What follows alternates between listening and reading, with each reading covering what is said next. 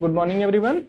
So last class we have solved the problem related to the binomial expansion and some type related to the binomial expansion. Like particular अगर मुझे term find करना है तो उसको हमने कैसे find किया था, उसको हमने जनरल टर्म लिखा था और जनरल टर्म के बेसिस पे हमने x का वैल्यू डिसाइड किया था, right.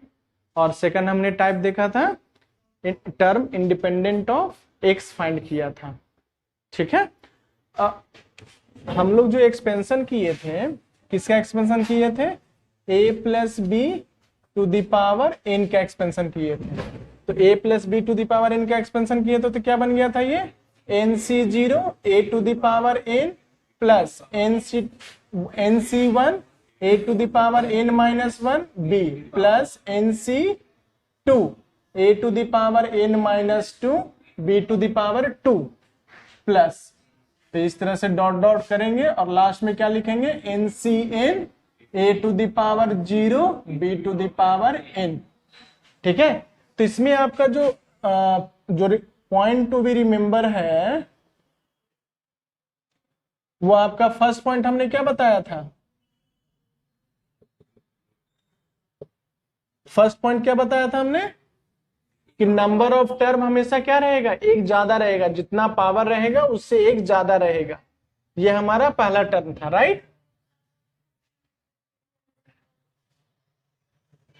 Number of terms in the given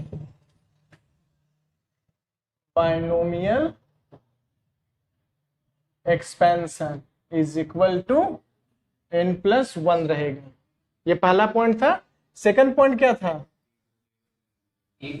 मतलब sum of power of a and b in each term is equal to sum of power, अरे ईच टर्म, हम अगर थर्ड टर्म लेते हैं तो थर्ड टर्म का पावर कितना है, n है। ये n किसके साथ इक्वल होगा, ये जो n आया ये पावर के साथ इक्वल हो जाएगा। ये बात समझ में आया था। चलो लिखो, सेकंड पॉइंट लिखते जाओ आप लोग भी। Sum of power of a and b, sum of power of a and b in each term is equal to n, third number है। अब देखो, अगर आप देखो तो ये NC0 क्या है, फर्स्ट टर्म का कोफिशिएंट है। NCN क्या है, लास्ट टर्म का कोफिशिएंट है। फर्स्ट टर्म का कोफिशिएंट का वैल्यू कितना है, 1। लास्ट टर्म का कोफिशिएंट का वैल्यू कितना है, 1। सेकंड टर्म का कोफिशिएंट क्या है, NC1 का वैल्यू कितना, n, और यहां पर n-1 a into b to the power n-1। ये दोनों को चेक कीजिए तो NCN-1 का वैल्यू निकालिए तो कितना होगा, ये NCN-1 का वैल्यू NC1 हो जाएगा ये भी, और NC1 का वैल्यू तो अभी आपने फाइंड किया था n। तो हमारा जो कोफिशिएंट रहेगा वो equidistance from beginning and end are same रहेगा, ठीक है। तो नेक्स्ट टर्म है हमारा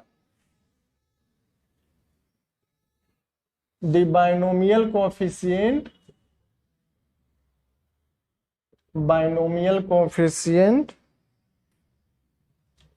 of terms are equidistant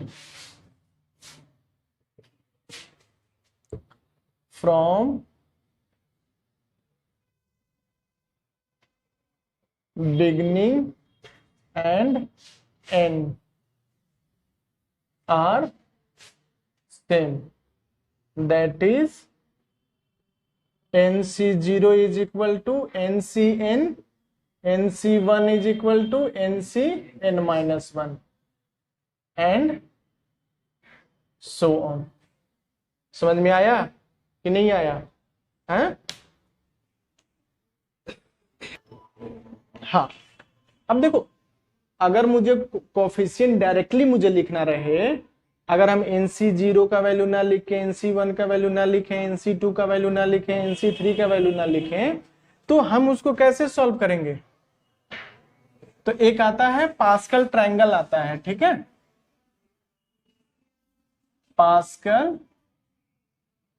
triangle आता है। तो पास्कल ट्रायंगल क्या बोलता है, अगर यहां पर n है और यहां पर ईच टर्म का कोफिशिएंट है, तो सोचो कि अगर हमारा पावर 0 रहेगा, पावर अगर 0 रहा, तो पावर 0 रहेगा तो ये क्या बन जाएगा, समथिंग टू द पावर 0, 1 लिख दिया हमने। अगर यहां पर पावर 1 हो गया तो a और b का कोफिशिएंट कितना कितना रहेगा, 1 1।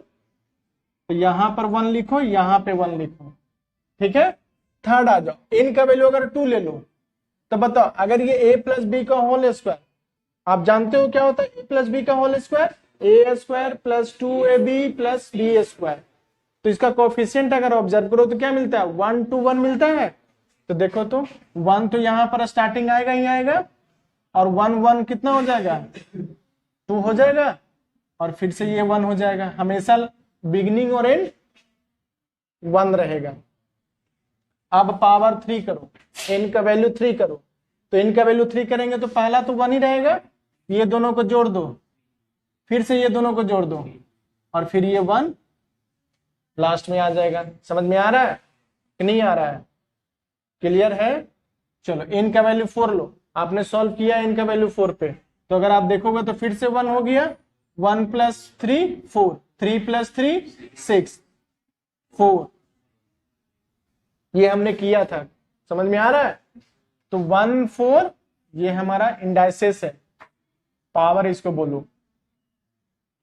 n का वैल्यू अगर हम 5 ले लिए तो बताओ क्या आएगा, 1 5 10 10 5 1। ये बात समझ में आया? तो ये क्या हमको मिल रहा है, यहां से हमको कोफिशिएंट मिल रहा है, कोफिशिएंट ऑफ ईच टर्म। ये कोफिशिएंट ऑफ फर्स्ट टर्म है, ये कोफिशिएंट ऑफ सेकंड टर्म है, ये कोफिशिएंट ऑफ थर्ड टर्म है, ये कोफिशिएंट ऑफ फोर्थ टर्म है, ये कोफिशिएंट ऑफ फिफ्थ टर्म है, ये कोफिशिएंट ऑफ सिक्स्थ टर्म है। ये बात समझ में आ रहा है कि नहीं आ रहा है? पॉइंट क्लियर है? अगर यहां पर पावर 6 रहता तो बताओ तो कैसे चलता, ये 1 हो जाता है, यहाँ पे 6 हो जाता, 15 15 6 1। समझ में आ रहा है कि नहीं आ रहा है? तो ये हमारा क्या है, coefficient of each term when power is given to you. और स्मॉल स्मॉल पावर के लिए हम डायरेक्टली ओपन कर सकते हैं विदाउट यूजिंग एनसी, माने 6 से 0 ना यूज करके हम सीधे 1 लिख सकते हैं, 2 लिख सकते हैं, 3 लिख सकते हैं। तो जैसे अगर यहां पर मैं एक क्वेश्चन आपको दूं 1 plus x to the power 6 लिखने के लिए, तो आप क्या कहां से स्टार्ट करोगे, 1 से स्टार्ट करोगे। 1 आपको पता है कि 1 की वजह से कोई इफेक्ट नहीं आएगा, जो भी आएगा x की वजह से आएगा। तो फर्स्ट टर्म तो हमको 1 मिल गया, सेकंड टर्म क्या मिल जाएगा, 6x, 6 तो हो गया कोफिशिएंट की वजह से, और ये हमारा पावर भी बढ़ते जाएगा ना। सेकंड क्या हो जाएगा, 15x square plus 20x cube plus 4 plus 5 plus वही 1 नहीं, यहां पर x टू द पावर 6, हमको x टू द पावर 6 भी तो लेके चलना है ना साथ में। समझ में आ रहा है कैसे हम डायरेक्टली विदाउट ओपनिंग की n मतलब 6g0 1 to the power 6 x to the power 0 plus 6c1 1 to the power 5 x to the power 1 6c2 1 to the power 4 x square. दिख रहा है बड़ा? अगर हम ये पावर को याद रखेंगे तो हमारा सिंप्लीफाई हो जाएगा। समझ में आ रहा है कि नहीं आ रहा है? क्लियर है? कोई कंफ्यूजन? तो ये हम 6 तक याद रखेंगे, 6 तक हमेशा आपसे पूछते रहेगा, ठीक है? यहां तो कोई दिक्कत नहीं। कॉपी कीजिए इसको। हाँ, स्टार्ट करते हैं। देखो अब इसमें हम क्या करेंगे, put a is equal to 1 and b is equal to x, ठीक है? तो ये क्या बन जाएगा 1 plus x to the power n is equal to क्या हो जाएगा nc0 plus nc1 into x plus nc2 into x square plus nc3 into x cube plus nc4 into x to the power 4 plus ncn into x to the power n। ठीक है, और इसको थोड़ा तरीके से लिखता हूं, तो ये क्या हो जाएगा nc0 को हम क्या लिखेंगे, nc0 को हम क्या लिखेंगे, nc0 को हम 1 लिखेंगे। ठीक है, ncn को क्या लिखेंगे, ncn को हम c1 इंटू एक्स लिखेंगे। ठीक है, n है ऑलरेडी हमारे पास, ऐसा नहीं कि n हमने गायब कर दिया, n है। ठीक है, थर्ड आ जाओ, nc n को हटा दो, ये 2 लिखो, c2 into x square c3 into x cube plus c4 into x to the power 4 plus cn into x to the power n। ये बात समझ में आया कि नहीं आया? अब हम क्या करते हैं, putting x is equal to 1। ठीक है, x इज इक्वल टू 1 हमने पुट कर दिया, तो ये क्या हो गया 1 प्लस 1, तो 2 to the power is equal to, ये 1 तो एज इट इज रह गया, यहां पर x की जगह पर 1 पुट कर रहे हैं, तो क्या हो जाएगा ये c1। अब यहां पर हम 1 की जगह पर ना 1 ना लिख के c0 लिखेंगे, c0 इज सेम एज 1, तो c0 plus c1 plus c2 plus c3 plus c4 plus c5 dot dot dot up to cn। ये बात समझ में आया कि नहीं आया है? कि 2 to the power n is equal to c0 plus c1 plus c2 plus c3 dot dot dot up to cn। ठीक है, नेक्स्ट देखो, put x is equal to -1, x is equal to -1 put कर रहे हैं इसी equation में, तो x is equal to -1 put करेंगे तो 1 माइनस 1, तो ये 0 हो गया, दिस इज इक्वल टू, ये क्या बन जाएगा c0, यहां पर x इज इक्वल टू -1, यहां पर x नहीं है ना इसलिए 0 आ गया, यहां पर x इज इक्वल टू क्या पुट करना है -1, तो क्या बन जाएगा ये -c1, यहां पर x is equal to -1 put करेंगे तो क्या बन जाएगा c2। नेक्स्ट वाले में आपको दिख रहा है अल्टरनेट चल रहा है, पॉजिटिव नेगेटिव करते जाइए आगे, तो आपको समझ में आना चाहिए कि जो जो x का कोफिशिएंट, जो x का टर्म कंटेन करेगा वो नेगेटिव आएगा। तो हमारा सेकंड टर्म है क्या, x का कोफिशिएंट है ना प्लस। अब ये जो लास्ट में रहेगा वो लास्ट में डिसाइड किसके बेसिस पे होगा, n के बेसिस पे होगा ना डिसाइड, तो यहां पर ये क्या बन जाएगा -1 टू द पावर n। ये बात समझ में आया कि नहीं आया है? ये बात समझ में आया? यहां से हमने क्या रिजल्ट डिड्यूस किया कि c0 plus c2 plus c4 plus dot dot dot, अगर हमारा n क्या है पॉजिटिव नंबर है, मतलब सॉरी इवन नंबर है, तो ये तो पॉजिटिव ही रह जाएगा। समझ में आ रहा है कि नहीं आ रहा है?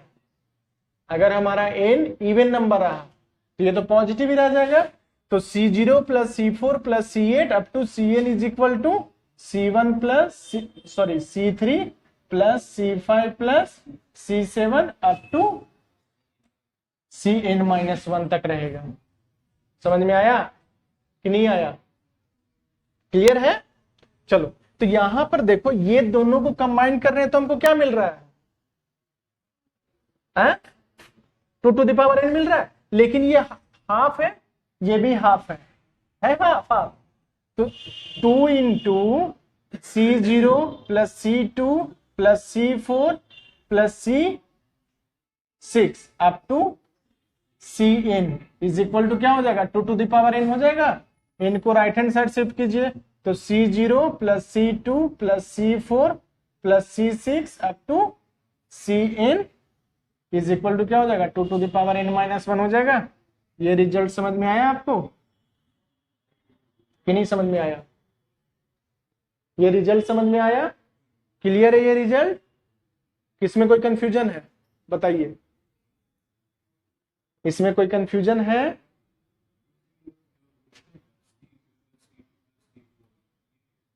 ये इसके नीचे वाला, अरे तो ये C0 को तो लेफ्ट हैंड साइड में रहने दिया, C1 को अदर साइड को साथ, हाँ यस, पॉजिटिव को एक साइड रहने दिया है, नेगेटिव को दूसरे साइड कर दिया है। तो नेगेटिव को दूसरे साइड करेंगे तो पॉजिटिव बन जाएगा।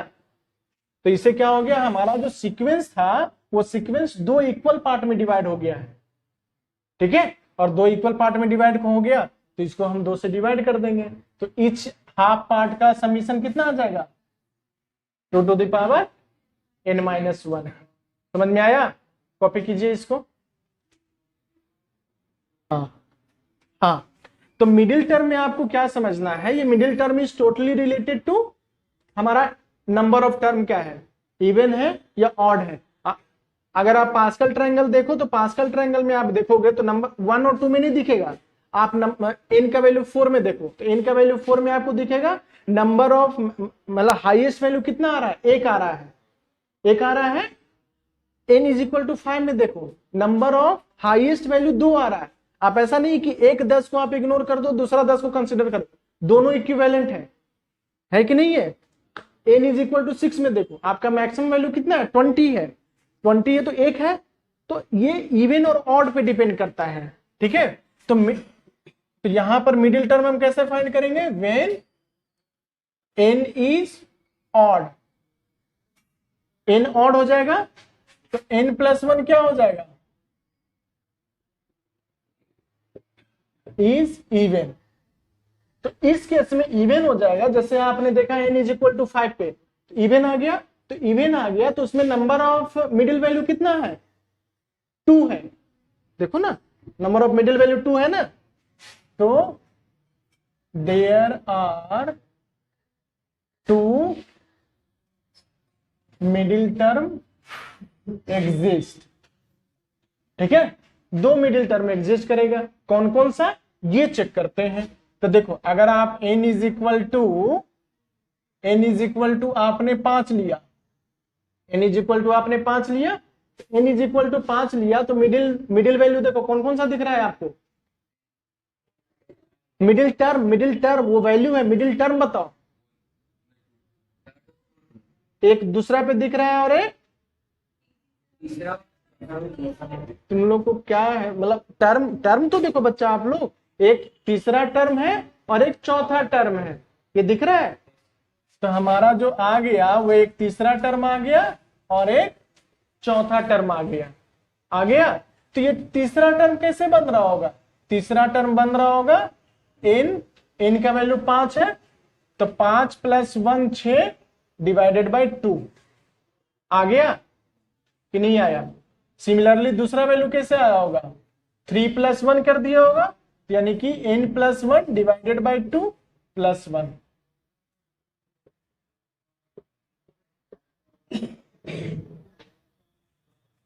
ये क्या दे देगा हमको, middle term.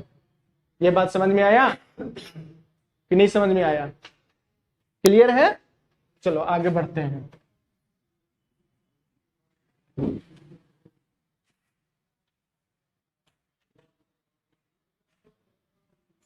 When n is even तो n+1 क्या हो जाएगा, n+1 ऑड हो जाएगा। तो देखो n+1 ऑड हो जाएगा, तो अगर हम n का वैल्यू 4 लेते हैं तो बताओ कौन सा मिडिल टर्म हमारा बन रहा है, कौन सा टर्म मिडिल टर्म है, थर्ड टर्म है मिडिल टर्म। t3 क्या है हमारा, मिडिल टर्म है। तो ये t3 कैसे आया होगा, कैसे आया होगा सोचो, इसको डिवाइडेड बाय 2 + 1 कर दिया होगा, हाँ या ना, क्लियर है।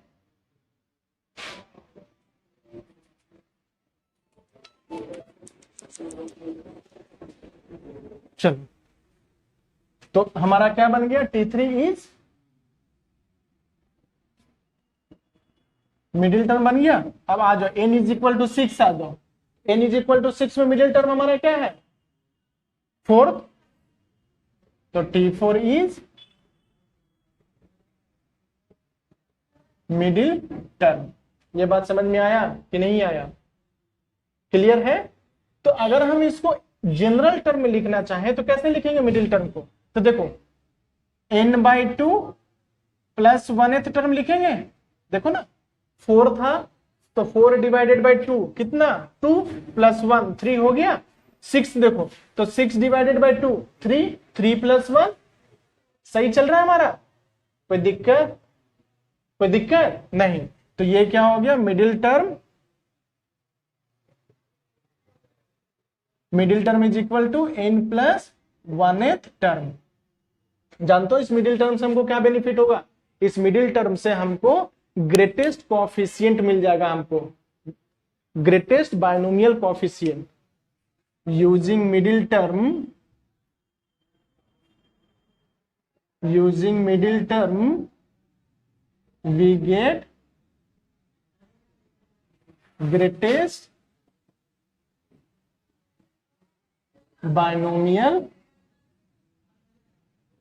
कोएफिशिएंट। कैसे? देखो अगर हम यहां पर लिखते हैं t of n/2 plus 1, t of n/2 plus 1, तो यहां पर हमको अब सोचो कि हमारा जो बायनोमियल कोएफिशिएंट है तो बायनोमियल कोएफिशिएंट क्या होता है? NCR ही तो होता है कोएफिशिएंट। तो यहां पर r क्या है? n/2 है। तो ये क्या हो जाएगा NC n/2। समझ में आया कि नहीं आया? फॉर n इज इवन वाला पे देखो, ये तो हमारा ऑड वाला पे तो हो गया। ये हमारा क्या है? What is this? Greatest binomial coefficient for n even रहेगा। n ऑड रहेगा तो क्या मिल जाएगा हमको? n ऑड रहेगा तो देखो तो इसको पहले +1 के फॉर्म में लिखो, ठीक है, तभी ये हमारा आएगा। तो n plus 1 divided by 2th term को हम क्या लिखेंगे? n-1 डिवाइडेड बाई 2 प्लस 1 लिखेंगे। हम ये +1 क्यों बना रहे हैं? क्योंकि हमारा formula t of r plus 1 का है, ठीक है, तो इसीलिए हमको ये बनाना पड़ा। और यहां से हमको क्या मिल जाएगा? Greatest binomial coefficient is equal to NC n-1 divided by 2। ये बात समझ में आया कि नहीं आया? सिमिलरली फिर नेक्स्ट देखो n plus 1 divided by 2 plus 1th term. Already इसमें 1 है तो हमको 1 बनाने की जरूरत नहीं है। तो GBC क्या मिल जाएगा? Greatest binomial coefficient is equal to NC n+1 divided by 2। ये हमारा ग्रेटेस्ट बायनोमियल कोएफिशिएंट कब ये फॉर्म करेगा? When n is odd. और जब n इवन मिलेगा तो क्या मिल जाएगा हमको? एक ही बायनोमियल कोएफिशिएंट मिलेगा। ग्रेटेस्ट बायनोमियल कोएफिशिएंट एक रहेगा कब? When n is even. और ऑड रहेगा तो 2 बायनोमियल कोएफिशिएंट हमको मिलेगा, greatest binomial coefficient. Point clear है? ये हमारा देखो है उसी के बेसिस पे, ऐसा नहीं कि हमने कुछ चेंज किया है। जो हमारा rth टर्म है अगर आप देखो तो हमारा t ऑफ r प्लस 1 क्या था? NCR a to the power n minus r b to the power r। तो यहां पर हमारा r, अब देखो r हम r प्लस 1 चाहिए ना हमको, तभी तो ये हम एक्सप्रेशन लिखेंगे। तो यहां पर हमारा r प्लस 1 नहीं दिख रहा था तो हमने +1 पहले बनाया, तो +1 बनाया तो यहाँ पर -1 हो जाएगा। क्लियर है? कोई दिक्कत इसमें? कॉपी कीजिए इसको। हाँ, अगर इस वाले क्वेश्चन में देखोगे तो आपका n का वैल्यू क्या है? 10 है। तो n प्लस 1 क्या हो जाएगा? 11 हो जाएगा। मतलब क्या मिल गया मुझे? ऑड मिल गया। तो ऑड में आपको पता है कि मिडिल टर्म 1 रहेगा। तो पहले मिडिल टर्म हम बता देते हैं कौन सा मिडिल टर्म है। तो middle term is equal to 11 plus 1 divided by 2। कितना हो गया? 6 हो गया। कोई दिक्कत नहीं। तो t ऑफ 6 को हम क्या लिखेंगे? t of 5 plus 1। और t ऑफ 5 प्लस 1 को क्या लिखेंगे? c5। और यहां पर क्या लिखेंगे? 10 c5 हो जाएगा। समझ में आया कि नहीं आया? सेकंड वाला क्वेश्चन ट्राई कीजिए। n इज इक्वल टू क्या है? 11 है। तो n प्लस 1 क्या हो जाएगा? 12 हो जाएगा। यहां तक कोई दिक्कत बोलो नहीं। अब हमको मिडिल टर्म चाहिए, तो मिडिल टर्म क्या कर देंगे, 12 divided by 2 comma 12 divided by 2 plus 1 is equal to क्या हो जाएगा 6 एंड 7। कोई दिक्कत, बोलो नहीं। तो ये T6 को हम क्या लिखेंगे, T5 plus 1 is equal to C5 और पावर कितना है 11 है। और T7 को क्या लिखेंगे, T6 plus 1 is equal to 11C6। देखेगा दोनों का वैल्यू सेम आता है। अगर हम प्रॉपर्टी अप्लाई करते हैं तो 11C5 is equal to 11C6 होता है। ये दोनों का दोनों हमारा ग्रेटेस्ट बाइनोमियल कोएफिशिएंट हो गया।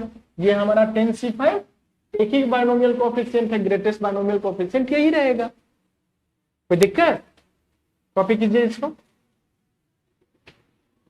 मीनिंग लिखो, ठीक है। What is the meaning of term independent of x?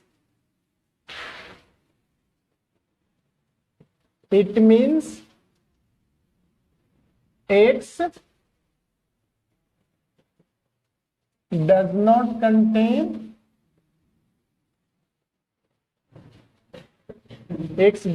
contain any power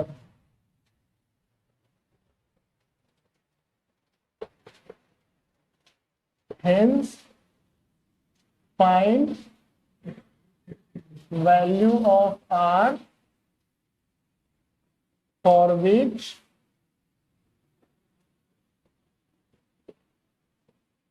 exponent of x is 0। Exponent of x is 0, ठीक है। अब यहां पर देखो, एक अगर हम क्वेश्चन इसके बेसिस पे सॉल्व करते हैं, x square minus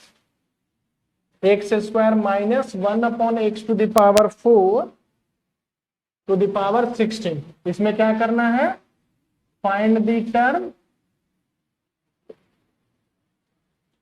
independent of x. तो इसका हम जनरल टर्म लिखेंगे, ठीक है। तो हम जनरल टर्म लिखेंगे तो क्या लिखेंगे, summation x to the power x का whole square to the power 16 minus है minus 1 upon x to the power 4 to the power r. Clear है, कोई कंफ्यूजन इसमें नहीं। और एक और टर्म हमारा छूट गया, कौन सा, 16CR summation R is equal to 0 to 16। इसको थोड़ा सिंप्लीफाई करते हैं क्योंकि हमको x का टर्म 0 करना है। तो यहां पर -1 को बाहर ले लेंगे तो -1 to the power R, x to the power क्या हो जाएगा, ये 32 माइनस 2R। और यहां पर क्या हो जाएगा, x to the power -4R। समझ में आया कि नहीं आया है? दोनों को कंबाइन कीजिए, x to the power 32 minus 6R। ये फिर से हमको लगता है कैंसिल नहीं होगा, ये फिर से कैंसिल होगा। तो पावर को हम रिड्यूस कर दें, 6 5 जा, पावर को ना 15 कर देते हैं, ठीक है। क्योंकि पिछला वाला भी हमने क्वेश्चन देखा था जिसमें एक्स आर का वैल्यू फ्रैक्शन में आ रहा था। तो आर का वैल्यू फ्रैक्शन में आएगा तो कभी भी कोई नहीं सकता आर का वैल्यू फ्रैक्शन हो सकता है क्या, नहीं हो सकता है। तो यहां पर आप 0 कर लो, तो ये हमारा 15, ये भी हमारा 15, तो ये हमारा 30 हो जाएगा, ठीक है। कोई दिक्कत नहीं। तो यहां पर हमको क्या मिल गया, हमको पावर 0 करना है तो 30 minus 6R is equal to 0, 6R is equal to 30, R is equal to 5। R is equal to 5 करेंगे तो हमारा टर्म इंडिपेंडेंट ऑफ x आ जाएगा। देखो R इज इक्वल टू 5 इसमें पुट करो, तो R is equal to 5 put करेंगे तो कितना हो जाएगा, 15 माइनस 5, 10 आ गया, 10 इंटू 2 20। अब इसमें देखो यहां पर 5 पुट करो तो 5 इंटू 4 फिर से 20 हो गया। अब देखो ऊपर में 20 है, नीचे में भी 20 है, तो क्या हो जाएगा, पावर का सब्ट्रैक्शन हो जाता है। एक्सपोनेंट लॉ, सब्ट्रैक्शन हो गया सब्ट्रैक्शन हो जाने की वजह से क्या होगा, एक्स टू द पावर 0, और x to the power 0 means क्या, 1। तो हमारा एक्स का एक्स गायब हो गया ना, तो यही हो गया r इज इक्वल टू 5 पे फाइंड द टर्म बताना है। तो ये r इज इक्वल टू 5 पे कौन सा टर्म आएगा, r इज इक्वल टू 5 पे कौन सा टर्म आएगा, 6th टर्म आएगा। Very good. t 5 + 1 ये हमारा क्या था, t ऑफ r + 1 था ना, तो t ऑफ r + 1, तो t ऑफ r का वैल्यू कितना है, 5, 5 + 1 6, तो क्या हो गया, 6th टर्म विल बी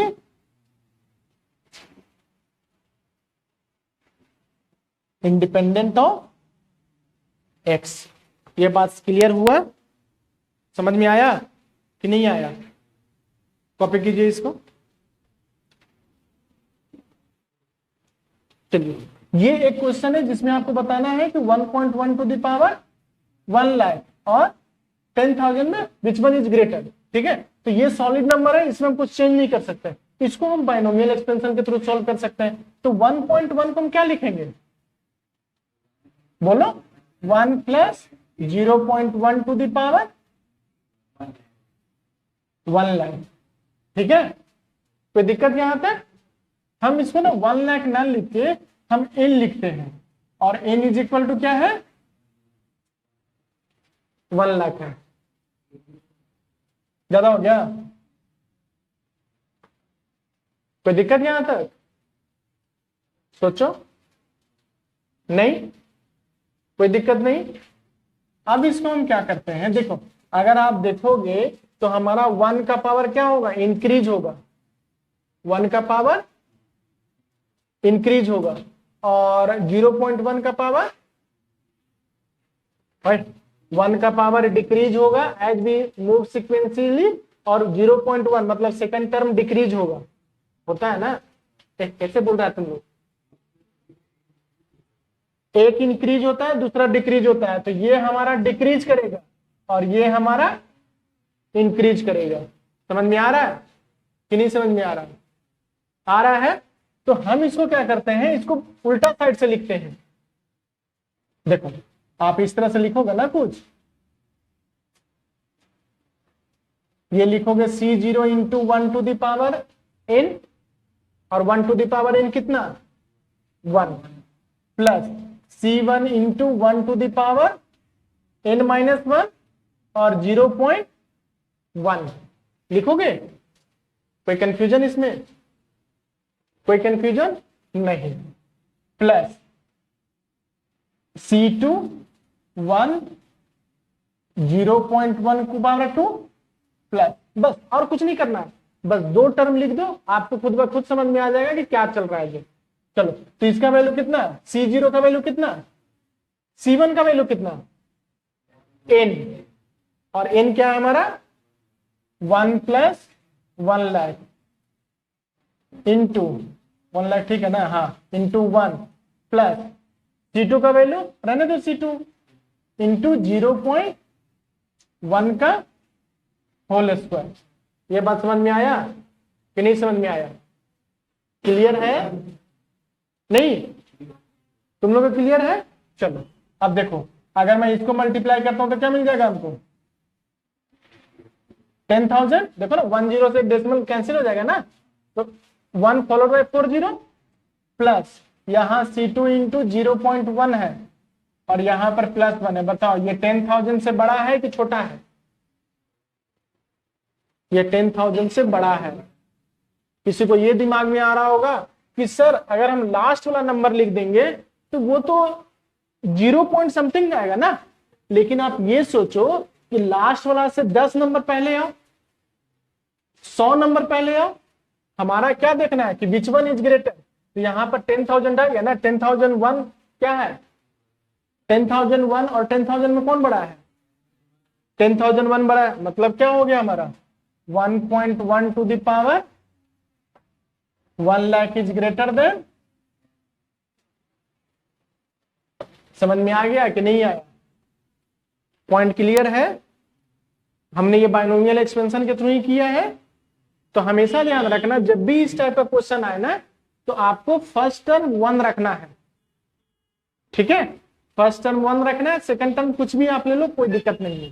1 रखोगे तो 1 से क्या बेनिफिट हो जाता है कि हमारा 1 का पावर से कुछ फर्क नहीं पड़ता है एक्सप्रेशन पे, 1 का पावर से एक्सप्रेशन को कुछ फर्क ही नहीं पड़ता है, इस वजह से हम 1 लेते हैं। इसको आप कॉपी कीजिए। तो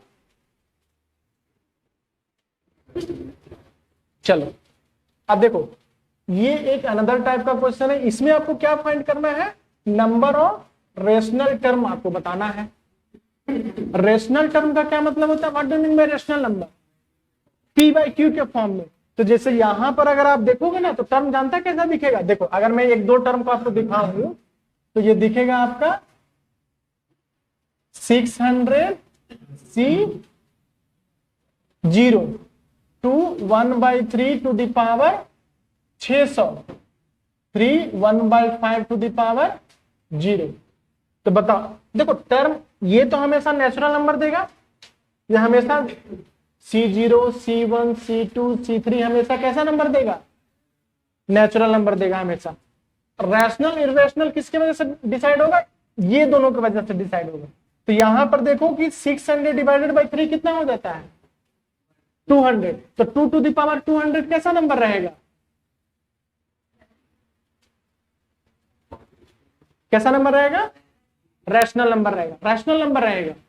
देखो सेकंड टर्म हम दिखाते हैं, 600 C1 to 1/3 to the power 599 3 to the power,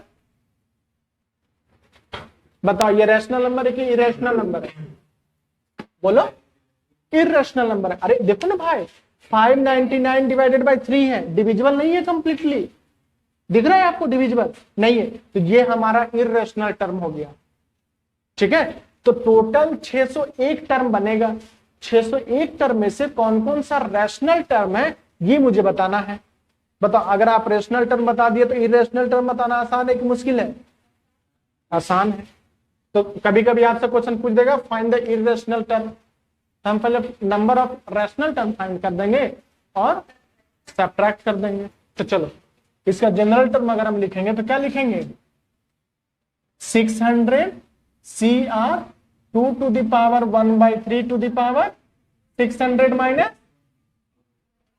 minus R और 3 टू द पावर 1/5 का होल पावर। यहां तक समझ में आया कि नहीं आया, आया। अब देखिए यहां पर ये क्या मिल जाएगा, ये मिल जाएगा आपका 600 माइनस R डिवाइडेड बाय 3 और ये कितना हो जाएगा 3 टू द पावर R/5।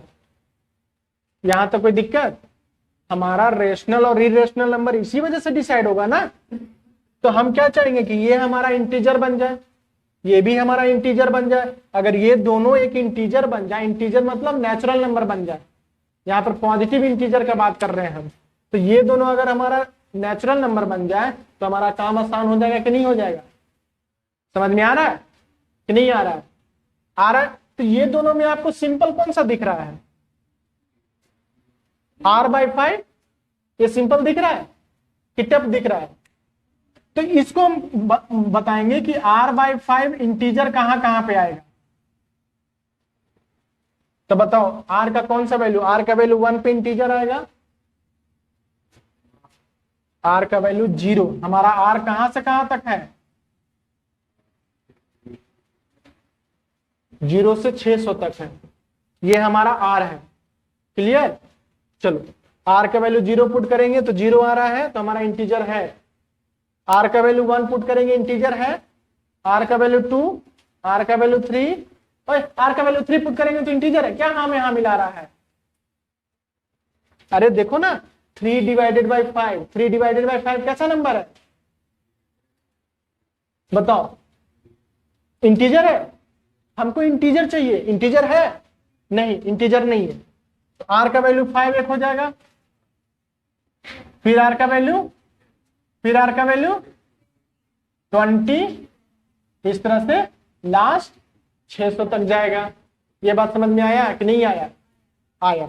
अब यहां पर पुट कर दिए 600 माइनस R डिवाइडेड बाई 3, ठीक है।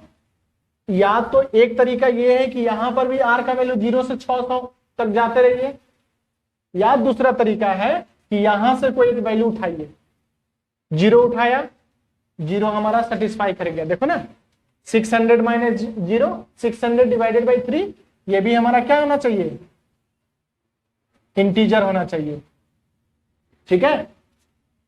फिर r का वैल्यू 5 पुट करेंगे, तो 5 पुट करेंगे तो 595 आ जाएगा, तो 595 10 9 19, 3 से डिविजिबल नहीं होता है 19, तो हम 10 भी पुट करेंगे तो कितना हो जाएगा 590 हो जाएगा, 5 9 14 नहीं होगा, 15 करेंगे तो हमारा 0 के बाद 15, 15 के बाद 30, क्योंकि इसमें 30 ही अवेलेबल है ना। फिर आगे बोलो 45, इस तरह से ये भी लास्ट कहां तक जाएगा, 600 तक जाएगा। तो नंबर ऑफ टर्म हम बता सकते हैं इसका, एपी समझ में आ रहा है आपको, एपी है, तो नंबर ऑफ टर्म क्या हो जाएगा, number of term is equal to last term minus first term divided by d. क्या था भाई formula, n is equal to a plus n minus 1 into d, तो a n minus a divided by d plus 1 is equal to n होगा, यही तो formula हम apply कर रहे हैं, प्लस 1, ये कितना हो जाएगा 40 plus 1 is equal to total number of rational term कितना हो गया 41 हो गया। समझ में आया कैसे करना है। तो नंबर ऑफ इररेशनल टर्म कितना हो जाएगा, फिर वही गधा वाला काम कर रहा है,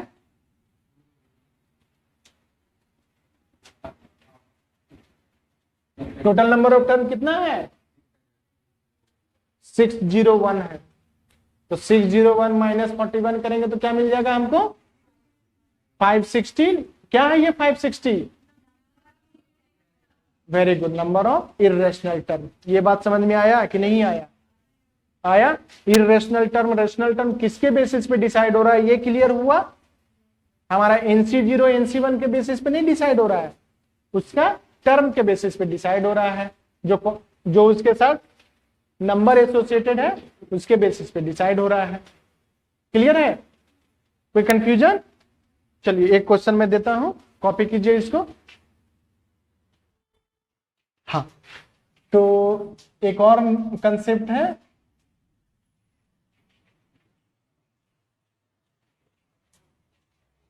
टर्म्स फ्रॉम द एंड्स, ठीक है। टर्म फ्रॉम द एंड के लिए क्या है, तो हमारे पास क्या है pth term from the end is, तो consider a binomial a plus b to the power n, then number of term is equal to n plus 1, number of term is equal to n plus 1 होगा। तो pth term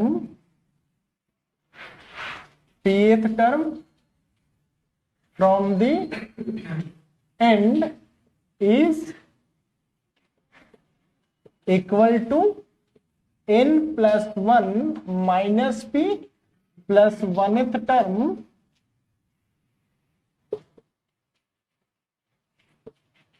from the beginning। ये बात समझ में आ गया। तो हम क्या लिखेंगे यहां पर, n plus n minus p plus 2th term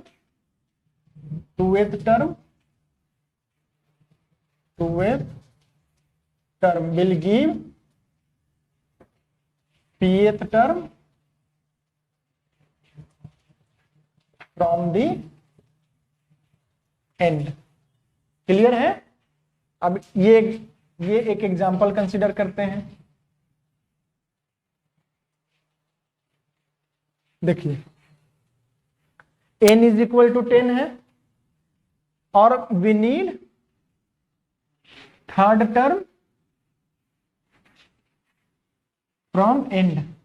तो बताइए n इज इक्वल टू 10 है तो third term from the end कौन सा हो जाएगा? नाइन्थ टर्म आएगा। तो देखिए तो नाइन्थ टर्म यहां से आ रहा है 10 plus 1, total number of term 11 हो गया। 11 माइनस 3 किया तो कितना आ गया? 8। 8 plus 1 ninth term. Formula clear है कि n माइनस p प्लस 2 करेंगे तो it will give the term from the beginning. क्योंकि हम सारा फॉर्मूला बिगिनिंग, देखो अगर आप सीक्वेंस सीरीज में भी देखोगे तो हमने सारा टर्म लास्ट टर्म को भी हम बिगिनिंग में कन्वर्ट कर दिए थे, और बिगिनिंग में कन्वर्ट करने के बाद जैसा चाहे वैसा हम फाइंड कर सकते हैं, है कि नहीं। सिमिलरली एक और क्वेश्चन हमने लिया था n इज इक्वल टू 10 वाला पर n इज इक्वल टू 23 लिया था और सेवंथ टर्म फ्रॉम एंड चाहिए था। तो seventh term from the and क्या मिल जाएगा हमको? ये हो जाएगा 18th term from 18th term from the beginning. Clear है कॉन्सेप्ट? चलिए इस पे एक क्वेश्चन ट्राई कर लेते हैं तो और अच्छे से समझ में आ जाएगा। 1 plus x to the power 17, ये आपका दिया हुआ है, क्या बाइनोमियल दिया हुआ है। Find seventh term from end. तो seventh term from the end के लिए हम क्या करेंगे? पहले 17 minus 7 plus 2 is equal to 12 हो जाएगा, 12th टर्म। ये 12th टर्म हो गया। अब 12th T12 को हम क्या लिखेंगे? T11 plus 1 is equal to क्या हो जाएगा? C11 a to the power 17 minus 11 और b टू द पावर 11। ये कितना हो जाएगा? ये हो जाएगा 17C11 इंटू a कितना है? 1 है, हटा दो, b कितना है? x है, तो ये x टू द पावर 11 हो जाएगा। तो इसको हम लिख सकते हैं 17C6, प्रॉपर्टी अप्लाई कीजिए, x टू द पावर 11। ये आपका कौन सा टर्म मिलेगा? Seventh term from the end is equal to 11th term from the beginning. आप इस तरह से भी देख सकते हो, लास्ट टर्म हमारा क्या बनेगा? 18th टर्म बनेगा, तो मतलब x टू द पावर 18 आएगा। तो x टू द पावर 18 आएगा तो 18 से 7 डाउन पीछे जाइए तो क्या मिलेगा? 18, 17, 16, 15, 14, 13, 12 मिलेगा। हमारा मैच कर रहा है, सही है। कोई दिक्कत इसमें? क्लियर है? कॉपी कीजिए इसको।